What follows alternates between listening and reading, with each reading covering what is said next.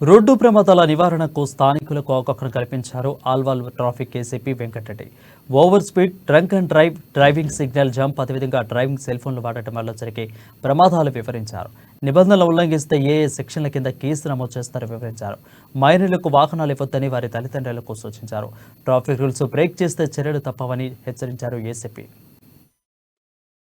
దీంట్లో గత 3 సంవత్సరాల ఫ్యాటల్ యాక్సిడెంట్ తీసుకుంటే 2020లో 48 అయినాయి, 2021లో 51 అయినాయి, 2022లో 50 అయినాయి, 2023కి వచ్చే వరకు కొద్దిగా తగ్గింది, 42 అయినాయి ఫ్యాటల్ యాక్సిడెంట్స్. తర్వాత ఈ సంవత్సరం ఇప్పటి వరకు 11 ఫ్యాటల్ యాక్సిడెంట్స్. దీంట్లో ముఖ్యంగా చనిపోతున్నటువంటి వాళ్ళు 15 అండ్ 45 సంవత్సరాల ఏజ్ గ్రూప్ చెందినటువంటి వాళ్ళు. ఈ ఏజ్ గ్రూప్ సంబంధించినటువంటి వాళ్ళు చనిపోతే మనందరికి కూడా తెలుసు, కుటుంబం పెద్ద, ఆ కుటుంబంలో వయస్సుకు వచ్చినటువంటి పిల్లలు చనిపోయినటువంటి సందర్భం చాలా ఉన్నాయి. దాంట్లో కుటుంబ పెద్ద చనిపోతే, ఎర్నింగ్ బ్రెడ్ ఎర్నర్ చనిపోతే ఆ కుటుంబం రోడ్లో పట్టినటువంటి పరిస్థితి.